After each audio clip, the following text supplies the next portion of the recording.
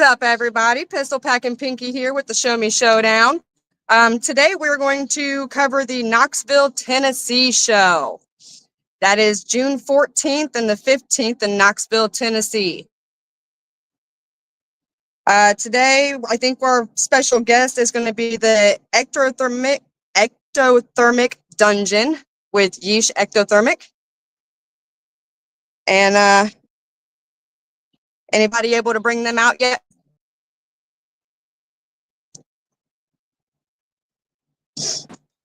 What is up? What is up? What is up, everybody? It's your boy, Steve, not Ectothermic. Hey, guys, so we're just kind of waiting on them to slide through the back door, but I wanted to come on and kind of do the showdown with Pinky this week and kind of get the ball rolling. So it's like Pinky was saying, we've got the Knoxville show. There we go. Hey. We've got the Knoxville show coming up. Pink, I'm going to go ahead and slide him back and let you do your thing. And then I want to come out and talk about next weekend shows. Okay. Doctor, if you want to be backstage, I'm good to sit, bro. Awesome. So, yeah, the Knoxville Reptile Show will be at the Knoxville Expo Center on Clinton Highway in Knoxville, Tennessee. And you're going to be vending that show? I will. I'm sorry I'm late. You're fine. I thought we were working on Central Time. I'm so sorry. Apparently it's Eastern. I looked down and I'm like smoking some steaks outside. I looked down and I'm like 45, 10. I'm like, oh no, I'm late. And so I booked it in and I'm here now. So awesome. So sorry.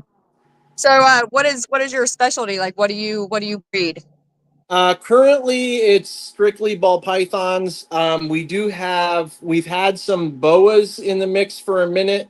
Very, very different from balls. So there's been, just figuring them out or whatever. Missed on the first year or so.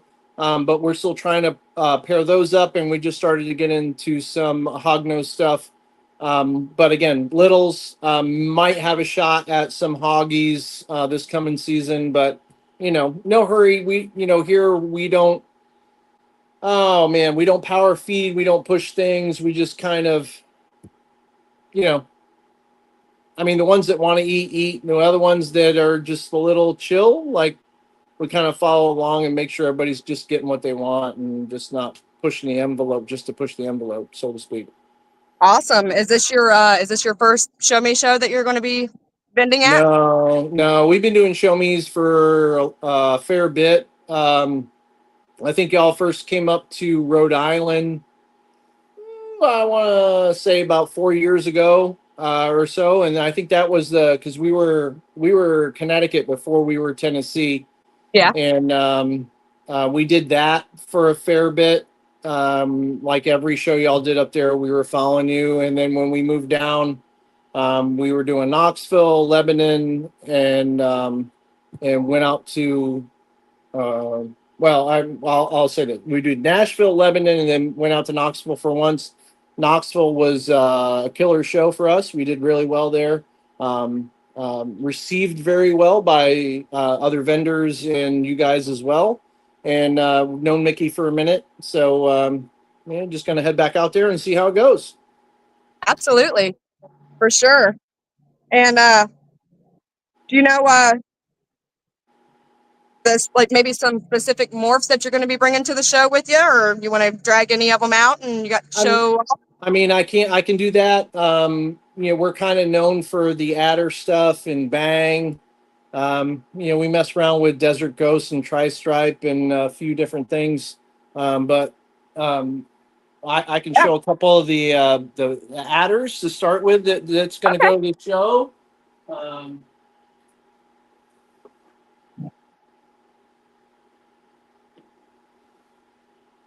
Just some really good project animals. If you're looking to get in the adder stuff, so this would be a pastel adder GHI, and she is 100% het for pied. Very beautiful. The adder pied stuff hasn't been done yet. So we got a shot at it this season. I might have eggs in the incubator. And I say that because the male that went to a pied girl that produced last year, um, he was going in, but I didn't see any locks, but I got eggs. So, I mean, sometimes you miss it, or maybe she just retained until those eggs drop. Who knows? But Right. right now, the adder pied is untouched. Mostly adder, everything is untouched. I mean, with the exception of tri-stripe and clown. Um, if you're gonna jump into a project that is, uh, from an incomplete dominant perspective and recessive perspective, untouched, adder can do that. I And like it. we have a question that says, what is the adder gene doing in that combination? So this is probably hard to see, um, just because GHI is so strong. Right. That dorsal typically is pretty zippered. You get some white tracing that you can see coming up the outside of the alien heads here. Um, Adder itself, I like because it plays well with other stuff without overpowering and without getting lost. So that said, the adder spider, you can see both genes in there very easily. This season, and they haven't shed yet, we have the adder tri-stripe. And now I was hoping the adder, because it gets this pretty zipper. I'll grab an individual just so there's no combos in the mix, Okay. so you can see what I'm talking about. This is a big old girl.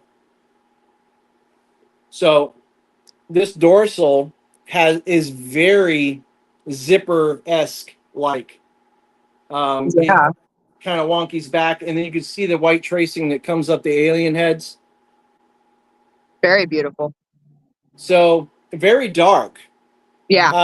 But again, what's nice, tri-stripe, for the most part that I've seen, um, always has a pretty straight dorsal, and then you can get good stripes or broken stripes depending on the gene that's in the mix.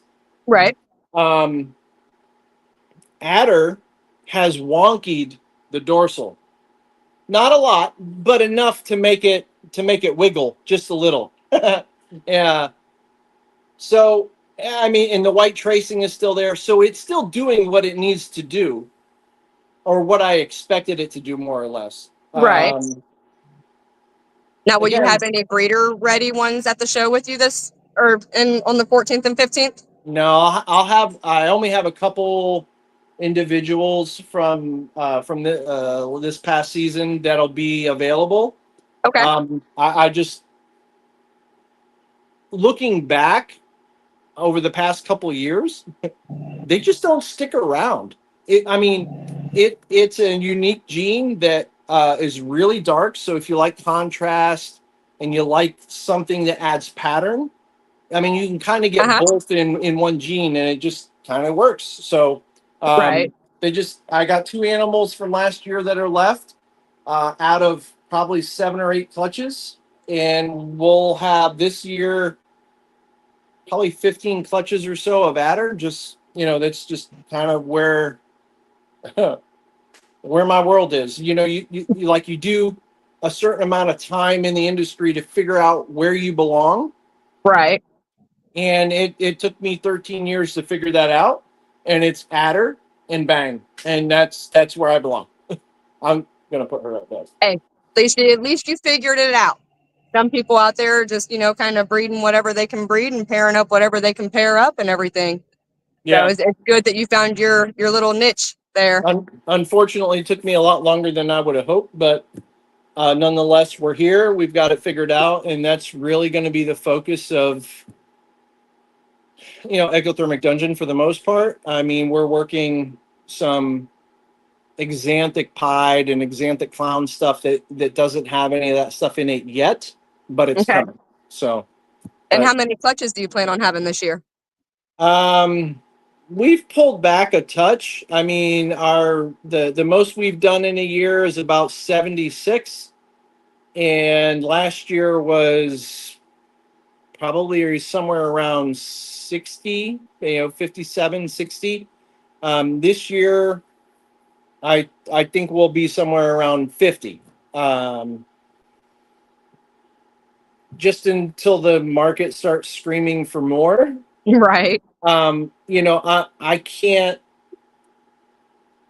I can't let go of the balls just because it's so dynamic in the amount of variability, the amount of color, the amount of pattern, the amount of possibility. Like if you want to like play games and roll dice, like I don't know, what other gene can you do that with? Right. Granted, we have issues right now with market and different things, but uh, I mean, if you want to mess around and have an endless possibility of things produced, I I don't know. Like Right. where else can you do that? There's some that you can mess around with. Yeah, I mean, you can hogs have a fair bit. Bulls have some. I mean, there's probably a bunch of others that do, but yeah, I mean, as far as mutations, I don't know that there's another gene that has as much. Right. And then somebody wanted to know if he was going to be attending the Opryland show this year. I don't know that's. I don't know that I'll make that one. I have some personal things that I've got to attend to. We just did we just did another Nashville show, and then summer I kind of try to take to myself and my grandkids and different personal things. So summer tends to kind of dip off a touch for us anyway. Mm-hmm. Up north, which is where I'm used to running a circuit. There's literally nothing from June, July, August, and starting to get back up September, which is weird. And down Right. here in Tennessee, like I don't know, every couple of weeks, I mean, you can turn around and run a different show. Right. And so far, But what's been your favorite location with the Show Me shows? Knoxville, Knoxville. Knoxville's a little hot spot. There's It's definitely a my banger of a show. It definitely Uh, is. it is for sure, 100%. A lot of my snake friends are in that area and tend to visit that show. So not only is it a good time to vend, but it's a good time to catch up with people that um, that I don't get to see a lot. So we try to go east in that direction and um, visit our people and visit you guys and all that stuff. So. For sure. And are you only going to be bringing ball pythons? Or are you going to bring any of the hog noses or anything? I unfortunately it will only be ball pythons for ectothermic at this point. Like I said, we've not been fortunate enough to produce the boas yet. Mm-hmm. We've made some changes this season, so hopefully that's enough to maybe get a litter and hogs, babies. Like the biggest girl I have is about 150 grams, and I mean they're 2+ before they're ready to breed. So, Right. yeah, I've got a minute or so before we put hogs on the table. Most definitely. The market for the ball pythons will bounce back. And I think so. I don't, like it's painful to watch so many people just get out of the market Yeah. or hobby or industry, whatever you want to call it, because it's 100% cyclic, if that makes sense. We again doing this for 13, 14 years. We've seen minor dips before. Right now, though, I mean it's a little different. It's a little stronger than in past, but it's come back in the past. Oh yeah. So And it's still currently coming back. Like somebody just said, it's stabilized. and everything. So it's just a steady stream right now and everything, but it'll definitely come back. And I agree with that. I've seen that in our inquiries on Morph Market. I've seen that with our sales on Morph Market, with our international sales, Mhm. and like all that stuff. So I couldn't agree with that more, that it feels stronger than it has in the past 2.5 years. Right, right. And I agree 100% with that. And because there's always going to be that first time reptile owner and everything that is going to be Yeah. looking for a ball python, because in my personal opinion, they make great first time reptile owners or first time snake owners. They make great pets for them Yeah. Yeah. because And they're docile, they're easy to feed. Their tanks aren't that hard to take care of. The humidity and the heat and everything, like, it's perfect. yeah, they're highly tolerant of being handled of the news of a newbie. Yep. They can take mistakes, um, and they look good doing it for the most part. Yeah, there's some browning out or whatever, but we're starting to see some genes that live long into adulthood, if you will. So, Hmm. like, if you're looking for a trial, yeah, I mean, anything that looks good to your eye. If you're Right. looking, something that's going to be good in the long term, yeah, it still needs to look good to your eye, but there are some genes that will just astound you when they're 4 or 5 years old. Right. And I think if you take a minute and talk to the person that you're looking to buy from, you just might surprise yourself at what you're looking at, and those animals are going to just be stellar. Or like, we have several that are just as good looking now at 5 or 6 years old as they did when they were 200 grams when they came in. Absolutely. And how many ball pythons do you personally have that you use for breeding? Right now we're between adults and hatchlings, probably running about 600 or so. Wow. So just a couple, Just a few. a little bit. Yeah. And do you I mean, but have a favorite? um, no.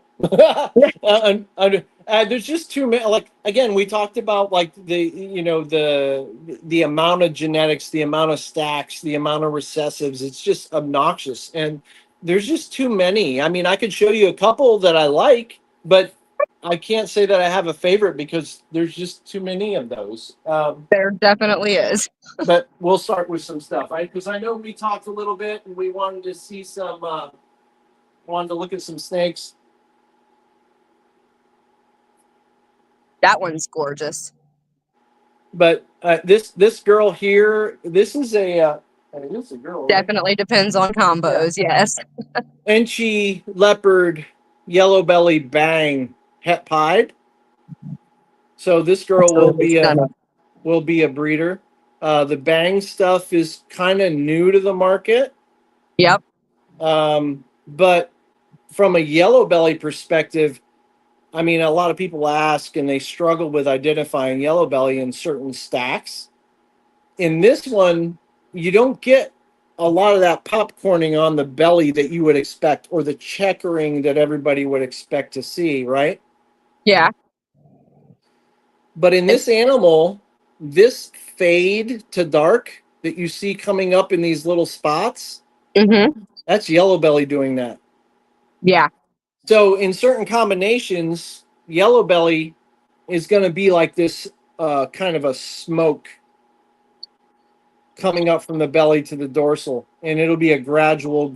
And again, because of the other stack that's here, we don't get a full transition, but like you can almost kind of see it there, where it transitions up from this really almost purple into this really dark Yeah. It's very, very color. beautiful. You can So definitely see the transitions plain as day. yeah, and that's yellow belly doing that for you.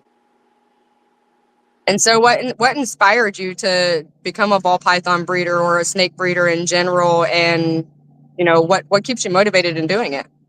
And what's it mean to you? Um, Inspired, you mean I saw them? I'm like kind of way back in the day, and I just wanted one. And I thought they were cool. I wanted a snake. I wanted something with color. Um, and just it wasn't having it. Like, Hmm. I mean, we're talking way back in the day when, living at home with mom and just not happening. Right. And then I got married and it still wasn't happening. And then, so eventually I was like, well, I'm like a snake or a tarantula. And we're talking to a woman that's an arachnophobiac. So we ended up with one at one point. Well, okay, you can get one. So I bought a banana hypo Hmm. as a pet. Yeah, as a pet. Yeah. Um, and yeah, now like you can just kind of look around the room. Like, One leads to whoa! many. Yeah. All right, I lost you there. Sorry about that. Hold on one second. No, you're good. And I agree 100%. One leads to many.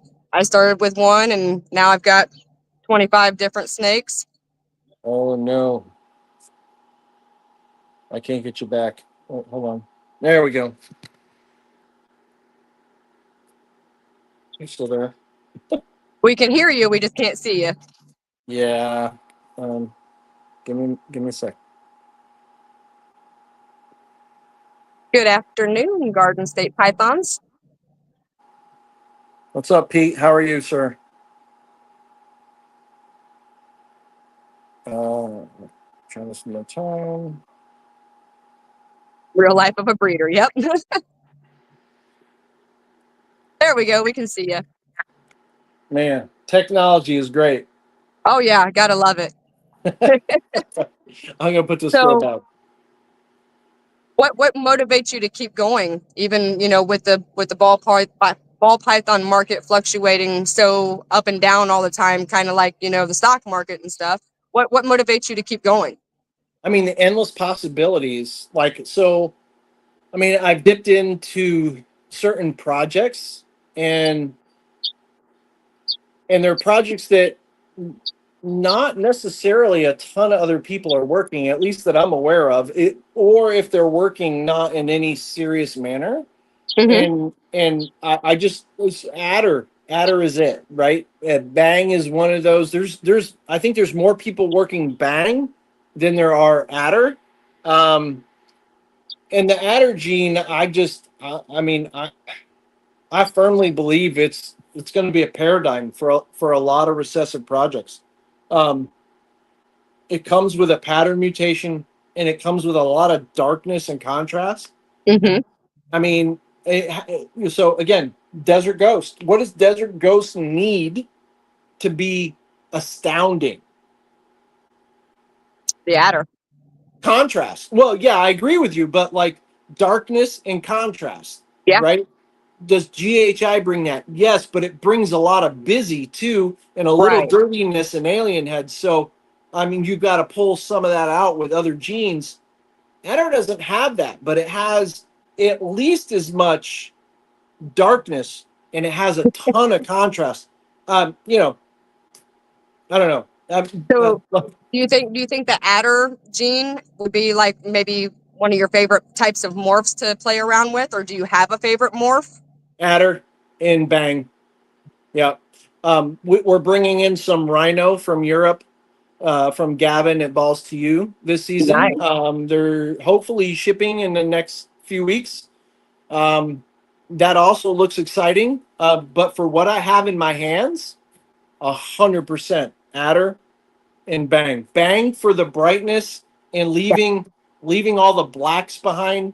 So I think an Adder Bang Desert Ghost will be obnoxious because they both kind of lend that contrast in black.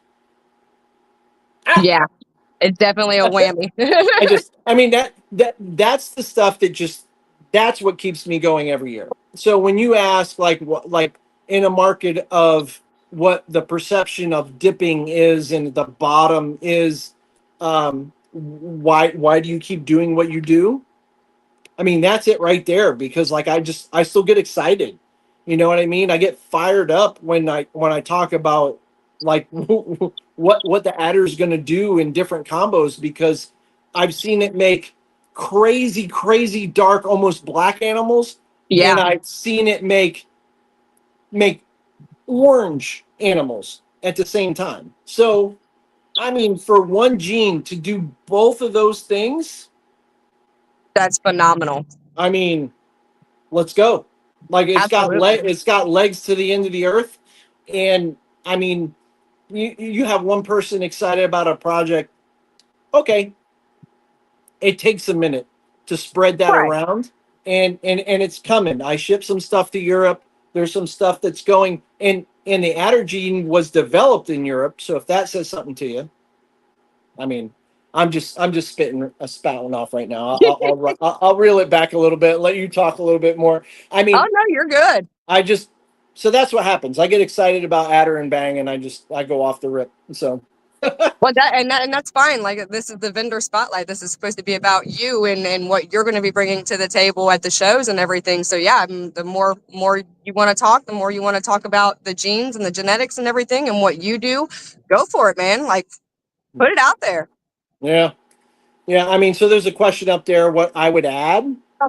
I mean, honestly, it's rare. So this past season, I brought in for the first time. I brought in some trick, a Uh-huh. super trick girl that is just she is wicked. She is so wicked. I'll pull her out, and you guys can take a look. Yes, please I do. was I was really convinced with Hurricane. So again, they've all been tested to be the same, right? Well, at least Trick and Hurricane, as far as I know, are tested to be the same gene. Uh, and for the most part, I feel that most hurricanes I've seen look better. And I think they look better because of polygenics. Yeah. Because Hans in Germany has line bred them so well that um, they just scream. I mean, you look at them, they scream.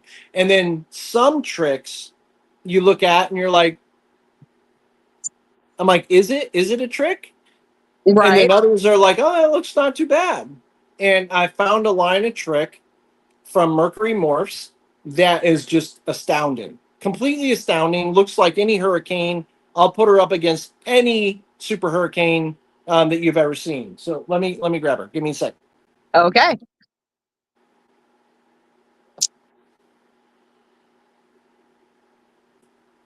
Now she's going in the shed. Oh, wow.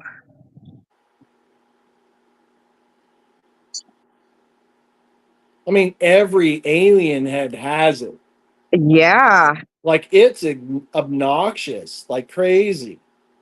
There's so much going on in just one snake. That is crazy.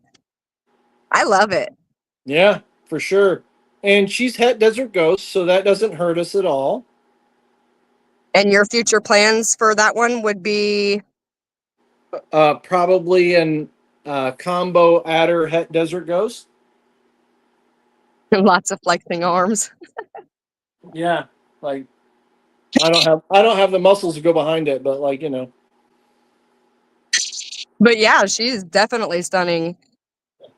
yeah. So yeah, we were dragging our feet for a minute. Hurricane was really expensive for a while there, and Right. then once everything kind of tested the same, it dipped off a bit, and I mean that's where I was going to go because if you're going to breed stuff, right, there's two sides to it. What it looks like, Mm-hmm. and then I mean, you almost have to go down the road as who else has bred it Right. and who are they, right? Because that kind of makes a difference, right? Absolutely, it does. If Justin has it and he's bred it and making stuff, there's a ton of people that are following him. It's going to have more recognition. It's Right. going to be perceived as the better animal. Yeah, But it definitely comes down to things like that and everything when you've got big name brand breeders and everything that are trying to breed the same thing as you are and stuff like that. And it kind of lower end Yeah. breeders, they don't, you know, but you seem like you have quite the collection. So But you're at up the there. same, I mean, at the same time, though, right? Like, you also have to use your eye. Yep. Like, I tell pet owners, if you're not going to breed this, it doesn't matter really what sex you buy, other than one gets bigger than the other. Like Right. personality, all that stuff is all the same. You have to buy with your eye because you're going to open the tub. You have to like what you're looking at so that you keep cleaning it and you keep it for, I don't know, 45, 50 years. I think there's a female that's still breeding. Like ball python's going to live a minute. Yeah. So as a breeder, there's a component of who's working what, Right. and then what is stellar. And some of the key factors that go into your genetics would be for your 100%, collection. 100% stellar. I haven't. I mean, I went to big breeders when I started to Mhm. build my foundation, so that like I knew my stock was going to be really good, high end. Because if you can, like for example, if you have a glass of water, and if you have a questionable quality as Kool-Aid into that water, Mhm. how long is it going to take you to get that Kool-Aid out of the water? I mean, again, Exactly. this is all It's going to breeder. take a while. Yeah, this is all breeder perspective, right? Right. It's gonna take a long minute to get it out. So in the beginning, I went to the big breeders and was pretty picky on what we picked up, just so that at least the foundation was solid. And we spent, the first 5 or 6 years just, kind of breeding that stuff, and still remain pretty picky about what we grab. Um, well, I mean, just like that trick girl. I mean, I haven't seen too many super tricks that crazy. So Right. Yeah, that one definitely had a lot of craziness going on. She was absolutely stunning though. yeah, thank But you. we're going to get ready and wrap this one up, but you guys can catch Ectothermic Dungeons at the Knoxville, Tennessee show June 14th and 15th, and come out and see all of his beautiful, beautiful snakes that he has. Thank you for coming out. Yeah, for sure. Thanks, y'all. We'll see you at Knoxville.